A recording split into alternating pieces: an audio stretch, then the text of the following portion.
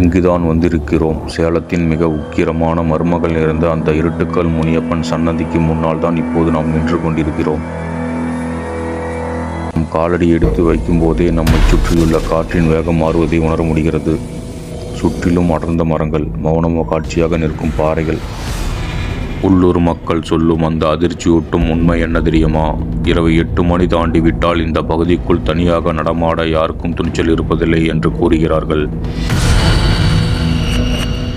ஏனென்றால் நள்ளிரவு நேரத்தில் சன்னதிக்கு பின்னால் இருக்கும் காட்டுப்பகுதியில் இருந்து யாரோ மிக வேகமாக ஓடிவரும் சத்தம் கேட்குமாம். சில சமயம் சங்கிலிகள் தரையில் உரசி இழுபடும் ஓசையும் பெரும் மூச்சுக்காற்றின் சத்தமும் காற்றில் மிதந்து வரும் என்று அஞ்சுகிறார்கள். இங்குள்ள இருட்டுக்கல்லில் உறையும் முனியப்பன் நள்ளிரவில் வெள்ளை குதிரையில் ஏறி இந்த எல்லையை காவல் காப்பதாக ஐதீகம். தவறு செய்துவிட்டு அந்த தண்டனைக்கு பயந்து ஒளிந்து கொள்பவர்களை இரவில் வேட்டையாடும் உக்கிரமான காவல் தெய்வமாம் இந்த அமானுஷ்ய சக்தி கொண்ட இருட்டுக்கல் முனியப்பன். அறிவியலால் விளக்க முடியாத ஆனால் அமானுஷ்யத்தை உணரும் ஒவ்வொருவராலும் மறக்க முடியாத பல மர்மங்களை இந்த இருட்டுக்கல் முனியப்பனை சுற்றி ஒளிந்திருக்கின்றன.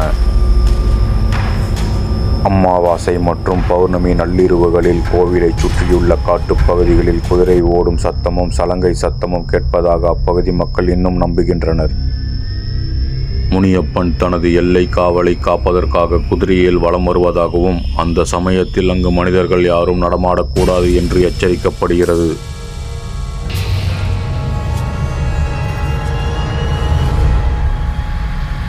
முனியப்பனின் அருள் பெற்ற குடும்பத்து மருமகள்களின் கனவில் கிராமத்திற்கு வரவிருக்கும் ஆபத்துக்கள் அல்லது தீய சக்திகளின் ஊடுருவலாக முன்கூட்டியே அசரீரியாக தோன்றும் என கூறப்படுகிறது. கோயிலின் பாரம்பரிய சடங்குகளில் ஏதேனும் தவறு நடந்தால் அது மருமகளின் கனவில் உக்கிரமான வடிவத்தில் வந்து உணர்த்தப்படும் என்பது அங்குள்ள மர்மமான நம்பிக்கைகளில் ஒன்றாகும்.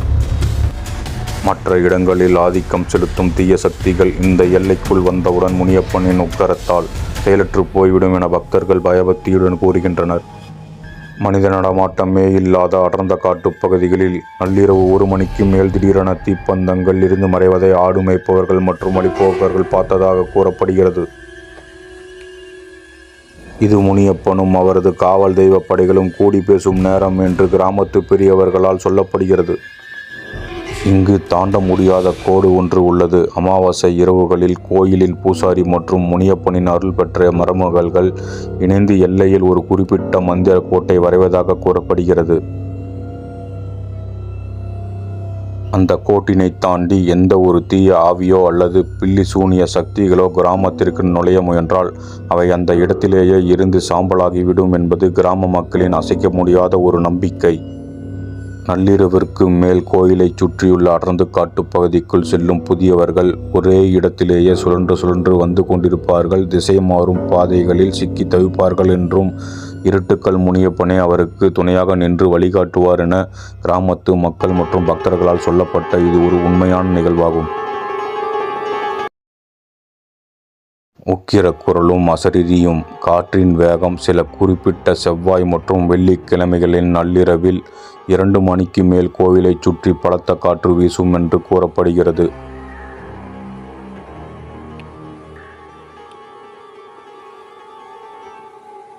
எச்சரிக்கை குரல் அப்போது யாரும் எல்லை தாண்டாதே என்ற கம்பீரமான உக்கிர குரல் காற்றில் எதிரொலிப்பதாகவும் அதை கேட்கும் விலங்குகள் கூட அந்த பக்கம் போவதை நிறுத்திவிடும் என்று கூறப்படுகிறது.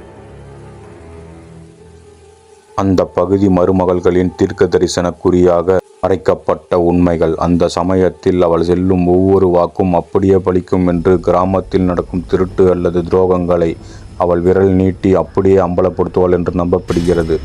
விழுத்தெழும் சக்தி முனியப்பனின் அருள் மருமகளின் மேல் இறங்கும் போது அவளது கண்கள் முற்றிலும் சிவந்து குரல் ஒரு ஆண் குரலாக மாறும்.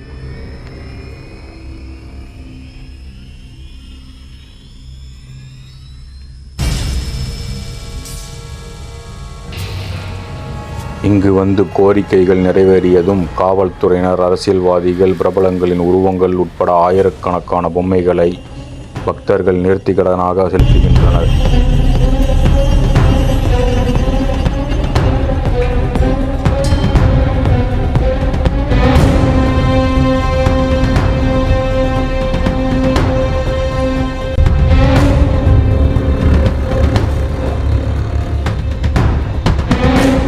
ஞாயிற்றுக்கிழமைகளில் நடக்கும் சிறப்பு பூஜைகளில் தம்பதியருக்கு வழங்கும் பிரசாதத்தால் குழந்தை பாக்கியம் கிடைக்கும் என்பது மக்கள் பல நம்பிக்கையாக உள்ளது. பயம் மற்றும் எதிரிகளால் ஏற்படும் பிரச்சனைகள் தீர இங்கு சிறப்பு வழிபாடுகள் செய்யப்படுகின்றன.